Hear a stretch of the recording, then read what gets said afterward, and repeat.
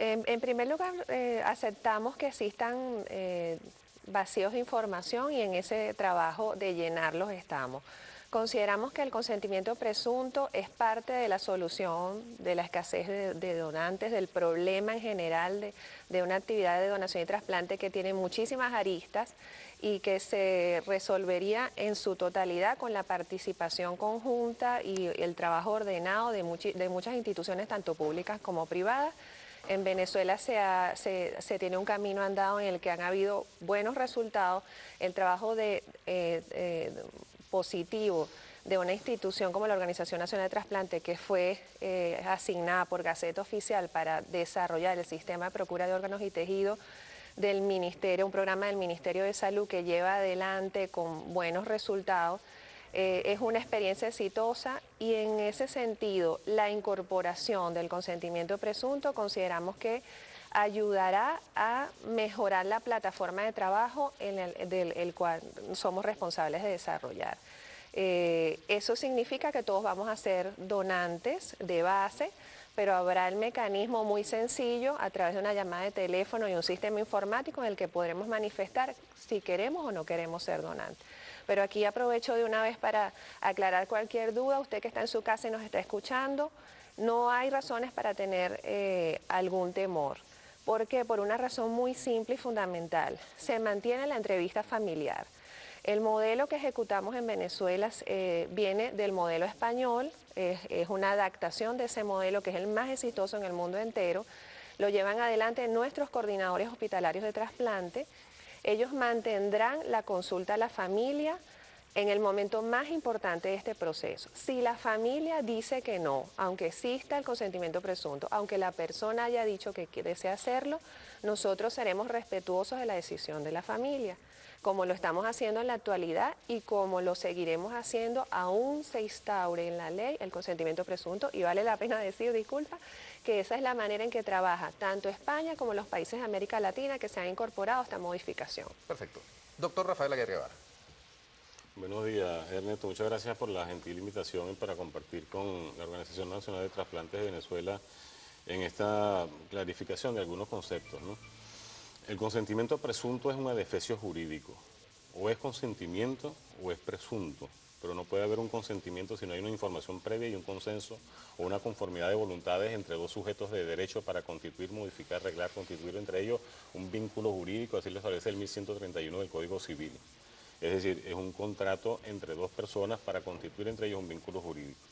En el caso específico del consentimiento de la donación, lo establece el 1431 del Código Civil en la corriente civilista, como un contrato perfecto entre dos personas, es decir, un contrato bilateral mediante la cual una persona que es donante ofrece una cosa específica en particular, no genérica y abstracta, a una persona quien recibe, que es específico también, y se pone en perfección ese contrato cuando la persona que está donando se entera de la aceptación del receptor de la cosa donada. Y por vía de 1439 se exige que esta donación sea por vía autenticada para que pueda perfeccionarse el contrato. Esa es la corriente civilista y eso no se está cumpliendo ni se cumple ni se podrá cumplir en función de lo que se está denominando el consentimiento presunto en materia de donación, entre comillas, porque considero que el término está muy mal aplicado en materia de trasplante para los efectos de los trasplantes de órganos o donación para ablación e implantación, que es los conceptos modernos que se manejan hoy en día. La corriente penalista de la doctrina penal, que es la que más nos ofrece el camino hacia el entendimiento del consentimiento presunto, nos establece a nosotros dos requisitos fundamentales.